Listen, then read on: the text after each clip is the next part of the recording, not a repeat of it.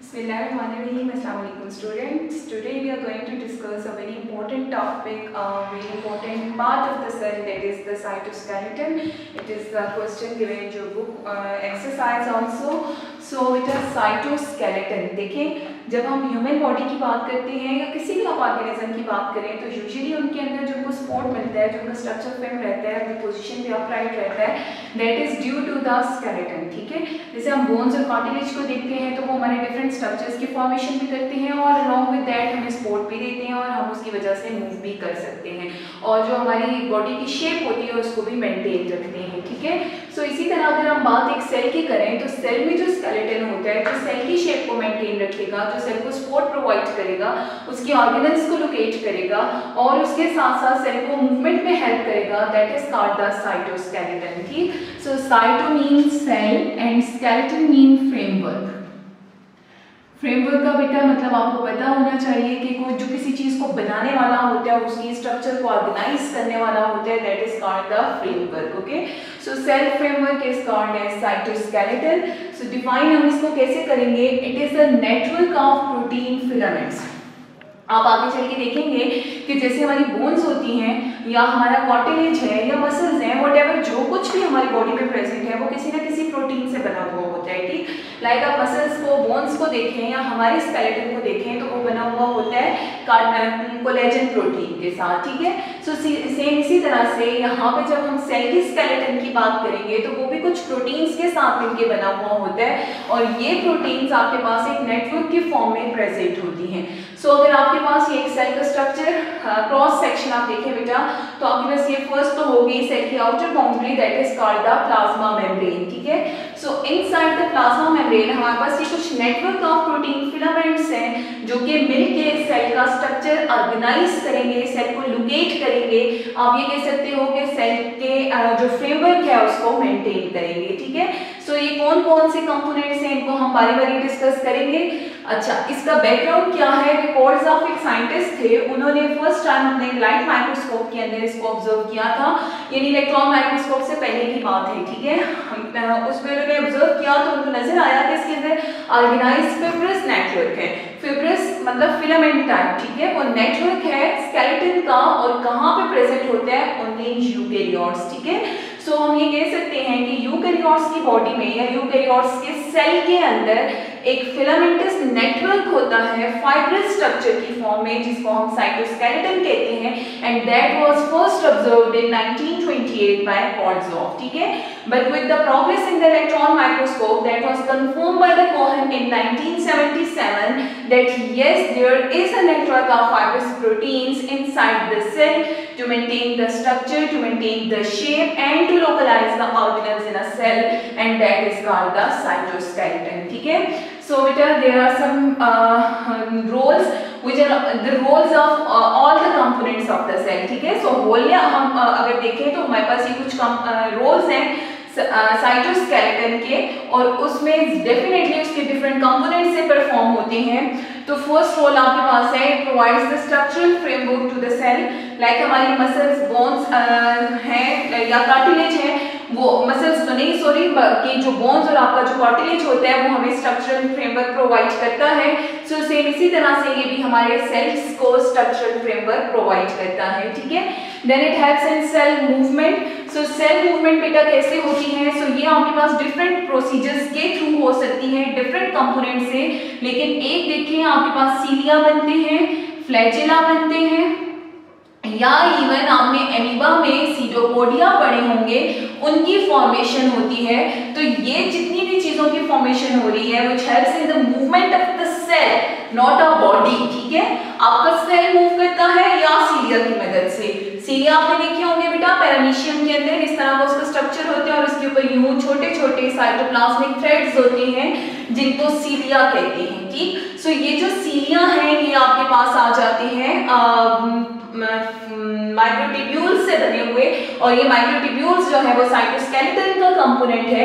That's why हम ये कह सकते हैं कि ये सेल मूवमेंट में हेल्प करते हैं। ठीक, अगेन आपके पास अगर आप इवन स्पर्म को देख लें तो उसके साथ एक टेल लाइक स्ट्रक्चर होता है फ्लैजिला की फॉर्म में, और या जुगलीना को आप देखें तो उसके साथ टेल लाइक स्ट्रक्चर होता है फ्लैजिला की फॉर्म में, वो भी माइक्रोट्यूब्यूल से बना हुआ है। सो हम ये कह सकते हैं कि ये सेल को मूवमेंट में हेल्प करता है। देन आपके पास एमीबा है, तो एमीबा में आपने देखा होगा कि इस तरह के सीटोपोडियाज होते हैं ये वाले, तो ये उसको मूवमेंट में हेल्प करवाते हैं। So we can say that the cell movement is done by the cytoskeleton, ठीक है? And now different parts of the cytoskeleton are contributing in formation of these different structures, ठीक है? So हम all together सिर्फ लिखेंगे कि it helps in the cell movement. Then हमारे पास है movement of cytoplasmic components. तो बेटा देखें, हम जब बात करते हैं फेगोसाइटोसिस की, और फेगोसाइटोसिस के बारे में आपने ये बात पढ़ी हुई है कि ये जो कोई भी आपके पास मेम्ब्रेन के थ्रू जब कोई चीज इन आउट होती है और फिर उसकी इंगल्फिंग होती है तो उसको हम फेगोसाइटोसिस कहते हैं। सो इवन अगर आपके पास है ये क्या कहते हैं एमीबा, या अगर कोई व्हाइट ब्लड सेल है, और अभी आपने लाइसोसोम में भी पढ़ा था कि इसके करीब अगर कोई चीज आती है, यानी कोई भी फॉरेन बॉडी अगर इसके पास आएगी तो ये पहले इसको इंगल्फ करती है, तो वो इंगल्फ होके इधर अंदर फूड वैक्यूल में आ जाता है जिसको आप एक फेगोसोम्स कहते हैं। ठीक, सो बेटा ये जो आपके पास फेगोसोम्स की मूवमेंट होती है टुवर्ड दैट पार्ट, इसको आप बोलेंगे साइटोप्लाज्मिक स्ट्रीमिंग, और मैकेनिज्म आपके पास कहलाएगा फेगोसाइटोसिस। ठीक है, यानी अगर हम इसको सिंपली ये कहें कि आपके पास ये एक व्हाइट ब्लड सेल है, सपोज मैक्रोफेज है, ठीक है, इस मैक्रोफेज में ये फेगोसोम स्ट्रक्चर है, यानी साइटोप्लाज्मिक कंपोनेंट है। ठीक, यहाँ पे आपके पास कोई भी बैक्टीरिया आ रहा है, इस बैक्टीरिया को इसने इंगल्फ करना है, यानी इसकी फेगोसाइटोसिस करनी है। तो जैसे ही ये बैक्टीरिया इसके पास आएगा, ये सेल क्या करेगा कि अपने इस फेगोसोम को इसकी तरफ मूव करवाएगा। ठीक है, सो आपके पास इस तरह का एक स्ट्रक्चर बन जाएगा, यानी यहाँ पे फेगोसोम आ गया, और ये बैक्टीरिया जो है ये आपके पास इसके करीब आ गया। ठीक है, देन क्या होता है, ये इसके अंदर एंटर होता है और इसके अंदर इसकी इंट्रासेलुलर डाइजेशन हो जाती है। सो ये जो मूवमेंट है साइटोप्लाज्मिक ऑर्गेनेल की टुवर्ड द सेल मेम्ब्रेन और फॉर द फेगोसाइटोसिस, इसको आप बोलते हैं साइटोप्लाज्मिक मूवमेंट। ठीक है, यानी या साइटोप्लाज्मिक स्ट्रीमिंग, इवन साइक्लोसिस भी। Then formation of different structures, so कौन कौन से स्ट्रक्चर्स की फॉर्मेशन करता है बेटा, so it helps in the formation of centrosome. आपने सेंट्रियोल के बारे में पढ़ा हुआ है, तो सेंट्रियोल जो होते हैं उनका जो डुप्लेट होता है उसको सेंट्रोसोम कहते हैं।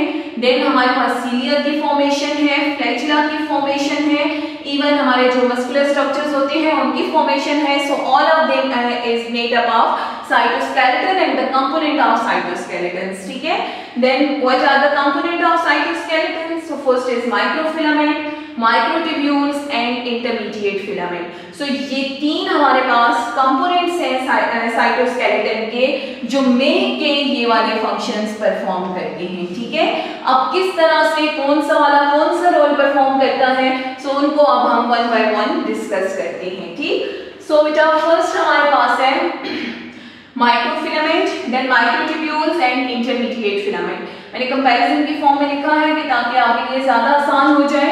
सो फर्स्ट हमारे पास है स्ट्रक्चर, ये आपने याद रखना है कि चाहे माइक्रोफिलामेंट हो, चाहे माइक्रोट्यूब्यूल्स हो, और या इंटरमीडिएट फिलामेंट्स हो। सॉरी, ये हेडिंग्स जो हैं ये उल्टी हो गई हैं, ये वाला माइक्रोफिलामेंट है, अच्छा, और ये वाला माइक्रोट्यूब्यूल है। So microtubules, microfilament and intermediate filament. अब हम microtubules को अगर देखें तो इनको कहा जाता है थिकेस्ट फाइबर। थिकेस्ट फाइबर क्यों कहते हैं, क्योंकि अगर आप इस स्ट्रक्चर को देखें तो ये थिक होता है, ठीक है, मतलब वाइडर स्ट्रक्चर होता है। ठीक, हॉलो रॉड, हॉलो रॉड क्यों कहते हैं, जैसे आपके पास ये मार्कर है, अगर आप इसको ओपन कर दें तो ये मार्कर अंदर से जैसे हॉलो होता है, खाली होता है, तो ये भी अंदर से उसी तरह से हॉलो स्ट्रक्चर होगा। ठीक है, सो याद रखिएगा बेटा, अगर हम सपोज इसको एक माइक्रोट्यूब्यूल कंसीडर कर रहे हैं तो इसको अगर आप इनर साइड से देखेंगे, क्रॉस सेक्शन से देखेंगे, तो साइड से तो ये न्यूमन की तरह बना होगा, लेकिन अंदर से ये खाली होगा, एम्प्टी होगा, इसलिए आप ये रॉड स्ट्रक्चर है बट अंदर से हॉलो स्ट्रक्चर है, ठीक है। So it is thickest fibre, hollow rod होते हैं एंड अनब्रांच्ड होते हैं, यानी कि आपको कोई दूसरी ब्रांच नजर नहीं आएगी, ठीक है। देन हमारे पास माइक्रोफिलामेंट्स हैं, बल्कि पहले हम इसी को डिस्कस कर लेते हैं। सो अगर आप इसका डायमीटर देखें तो ये 25 नैनोमीटर डायमीटर है। क्यों थिक है? क्योंकि इसके अंदर कैविटी प्रेजेंट है, ठीक है। ये रॉड तो है लेकिन हॉलो रॉड है, इसलिए इसका डायमीटर जो है वो भी ज्यादा होगा। सो अगर आप यहाँ से इसको यूं मेजर करें तो ये आपके पास 25 नैनोमीटर के इक्वल आएगा, ठीक है।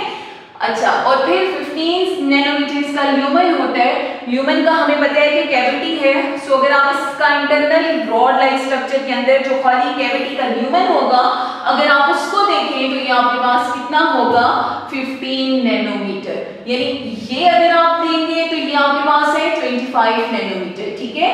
लेकिन अगर आप इसका ल्यूमेन देखोगे, अंदर से इसका हॉलो वाला जो कैविटी है उसको देखेंगे तो वो आपके पास बनेगी 15 नैनोमीटर। अच्छा, यहाँ पे ये है कि ये 2 टाइप्स की ट्यूबुलिन से बना होता है, अल्फा एंड बीटा ट्यूबुलिन। सो आपको ये डिफरेंट कलर्स नजर आ रहे हैं, रेड एंड ब्लैक, तो आपने याद रखना है कि ये डायमर ऑफ ट्यूबुलिन है, यानी 2 यूनिट्स ऑफ ट्यूबुलिन से बना हुआ होता है, और वो 2 यूनिट्स एक थिक फाइबर के फॉर्म में, रॉड के फॉर्म में अरेंज होते हैं। और अगर आप उसका क्रॉस सेक्शन देखेंगे तो ये क्रॉस सेक्शन इस तरह से है कि ये 2 का एक डायमर है, यानी 2 यूनिट्स हैं जो कि मिलकर आपके पास एक ट्यूबुलिन बना रहे हैं, और यूं आपका एक पूरा रॉड लाइक स्ट्रक्चर अरेंज होगा, ठीक है। देन अगर आप इसके रोल्स देखें तो क्या रोल्स हैं कि it maintain the cell shape, hollow है, अनब्रांच्ड है, सो ये सेल शेप को मेंटेन रखता है, यानी इसकी वजह से आपका सेल अपनी शेप को चेंज नहीं करेगा। देन आपके पास है सेल मोटिलिटी। सेल मोटिलिटी का मतलब है कि it helps in the movement of the cell. तो कैसे सेल की मूवमेंट करता है? Because it helps in the formation of cilia and flagella. और हमने अभी डिस्कस किया था कि सीलिया बहुत सारे ऑर्गेनिज्म में प्रेजेंट होता है, मूवमेंट में हेल्प करता है, and along with that flagella भी है, ऑर्गेनिजम्स में प्रेजेंट होते हैं, उनको मूवमेंट में एबल बनाता है। लेकिन याद रखिएगा कि ये जो माइक्रोट्यूब्यूल्स बनाते हैं फ्लैजेला, ये बैक्टीरिया का फ्लैजेला नहीं है, क्योंकि वो फ्लैजेला फ्लैजेलिन प्रोटीन से बना हुआ होता है, जबकि यूकैरियोट्स का फ्लैजेला, जैसे आपके पास यूग्नीना है, ठीक है, उसका जो फ्लैजेला होगा वो माइक्रोट्यूब्यूल से बना होता है या ट्यूबुलिन प्रोटीन से। तो इसलिए ये यूकैरियोट्स के अंदर सीलिया एंड फ्लैजेला की फॉर्मेशन करते हैं, ठीक। देन बेटा हमारे पास एक इम्पोर्टेंट फंक्शन है इसका कि ये हेल्प्स करते हैं arrangement and then the separation of chromosomes में। सो उसके लिए जो हमारे पास एक पर्टिकुलर स्ट्रक्चर बनता है उसको हम माइटोटिक ऑपरेटर्स कहते हैं। अगर आपको याद हो, आपने 9th क्लास में भी माइटोसिस के प्रोसेस में पढ़ा होगा कि 3 तरह के हमारे पास वो होते हैं, स्पिंडल फाइबर्स होते हैं जो कि मिलके माइटोटिक ऑपरेटर्स बनाते हैं। कौन कौन से? एक आपके पास यहाँ पे स्टार शेप प्रेजेंट होते हैं जिन्हें आप एस्टर्स कहते हैं, एक जो कि दोनों सेल के पोल्स पे प्रेजेंट होते हैं, ठीक। उसके अलावा यहाँ से आपके पास दोनों साइड पे कुछ फाइबर्स एक्सटेंड होते हैं, और एक आपके पास आ जाते हैं पोलर जो साइड टू साइड एक्सटेंड हुए होते हैं, और एक वो जिनके ऊपर क्रोमोसोम्स अरेंज्ड होते हैं, ठीक। और जिन पे क्रोमोसोम्स अरेंज्ड होते हैं आपको पता है उनको काइनेटोकोर कहते हैं। सो ये जो हमारे पास 3 तरह के फाइबर्स हैं ये बने हुए हैं माइक्रोट्यूब्यूल्स के साथ, जो माइक्रोट्यूब्यूल्स बना रहे हैं किस चीज को? स्पिंडल फाइबर को। और ये स्पिंडल फाइबर बन रहे हैं माइक्रोट्यूब्यूल्स के साथ, और तीनों स्पिंडल फाइबर्स मिलके आपके पास बनाएंगे माइटोटिक ऑपरेटर्स, ठीक है। क्या कह रही हूं मैं कि माइक्रोट्यूब्यूल्स ये बनाएंगे spindle fibres, unbranched hollow rods, ठीक है। और स्पिंडल फाइबर्स की जो 3 टाइप्स हैं वो मिलके बनाते हैं माइटोटिक ऑपरेटर्स। और जब माइटोटिक ऑपरेटर्स बनता है तो वो क्यों बनता है? ताकि वो क्रोमोसोम्स को अरेंज करे, और जब सेल की डिवीजन खत्म हो जाए तो वो क्रोमोसोम्स को सेपरेट होने में हेल्प करे, ठीक है। So for the arrangement and then for the separation of chromosomes towards the opposite pole, is done by the mitotic apparatus, which is formed up of different types of spindle fibers, and these spindle fibers are composed up of microtubules. ठीक है, so we can say that they also helps in the cell division. ठीक, then we have next structure, that is microfilament. So microfilament, these are known as thinnest fiber and solid rod. ठीक है, अब बेटा अगर आप इस diagram में देखें तो microfilaments are present just beneath the plasma membrane. ये आपने याद रखना है कि इनकी लोकेशन प्लाज्मा मेम्ब्रेन के बिल्कुल नीचे होगी. यानी अगर आप ये देखें कि अगर आपका ये सेल है तो इस सेल में इसके नीचे बिल्कुल जो ट्यूब्यूल्स प्रेजेंट हो, सॉरी फिलामेंट्स प्रेजेंट होंगे वो माइक्रोफिलामेंट्स के होंगे. ठीक है, so they are present just beneath the plasma membrane. They are thinnest fiber. Why? Because they have very less diameter, that is 7 nanometer, and they are named as solid rod. Why they are named as solid rod? Because they do not have any hollow cavity. ठीक है, so this is the intertwisted structure, but that is made up of type of protein. We do not make any hollow cavity, and that's why we named them as solid rods. ठीक है, then beta its composition. So it is made up of two chains of actin which are twisted around each other. ठीक है, so अब देखिए आपके पास एक ये chain है एक्टिन की और एक ये चेन है. Actin is a protein. ठीक है, इससे ये मिलके बने हुए हैं. यहाँ पे मैंने आपको बताया था कि ट्यूबुलिन का डायमर होता है जो इसको बनाता है. यहाँ पे डायमर नहीं है बल्कि डबल चेन्स हैं. ठीक है, डायमर का मतलब होता है डबल यूनिट्स. सो ये यूनिट्स हैं. ठीक है, जबकि ये क्या है, चेन्स हैं पूरी एक्टिन की. So these are long thread like structures and they are double chains of actin which are intertwisted. या आप कह सकते हो कि ये यूं होके ट्विस्ट होते हैं एक दूसरे के ऊपर और एक सॉलिड रॉड की फॉर्मेशन करते हैं. ठीक है, देन बेटा it's role, it's change the cell shape. क्यों सेल शेप को चेंज करता है? क्योंकि ये हेल्प करता है साइटोसिस में. और दूसरा आपका सेल जब कॉन्ट्रैक्ट होता है या रिलैक्स होता है फॉर एनी पैसेज तो उसकी वजह से भी सेल की शेप चेंज होती है. सो हम ये कह सकते हैं कि साइटोसिस या सेल की जो शेप चेंज होती है वो माइक्रोफिलामेंट्स की वजह से होती है. Then muscle contraction. So actin protein along with myosin calcium के थ्रू बाइंड करेंगे और आपके पास एटीपी रिक्वायर्ड होगा. ये चार चीजें मिलके हमें हेल्प कर रही हैं मसल्स की कॉन्ट्रैक्शन में. ठीक है, देन बेटा साइटोप्लाज्मिक स्ट्रीमिंग. हमने अभी फैगोसाइटोसिस को डिस्कस किया था. So cytoplasmic streaming like phagocytosis, endo या एक्सोसाइटोसिस वो सब साइटोप्लाज्मिक स्ट्रीमिंग में आते हैं, वो इसमें हेल्प करेंगे. Cell motility, that is pseudopodia, formation of pseudopodia. Pseudopodia mean कि साइटोप्लाज्म एक्सटेंड होता है और सेल जो है वो मूव करता है. और ये क्योंकि बिल्कुल बीनीथ द प्लाज्मा मेम्ब्रेन है, so that's why they can help in the movement of cell. ठीक है, then we have cell division. So ये तो arrangement and separation of chromosome करेगा, लेकिन एक मैकेनिज्म होता है जिसको आप साइटोकाइनेसिस कहते हैं कि टीलोस फेज के बाद सेल के अंदर ये एक फरो बन जाती है. ये जो डिवीजन फरो बनती है ये इनवर्ट मूव होती है या इनवर्ट कंट्रैक्शन ऑफ माइक्रोफिलामेंट्स की वजह से होती है, जो कि हेल्प करेगी फाइनली सेल को टू पार्ट्स में डिवाइड होने में. ठीक है, so it helps in the division of cell by making the division furrow that is made during the at the end of telophase in cytokinesis in which the cell divides into two cells. ठीक है, then we have the last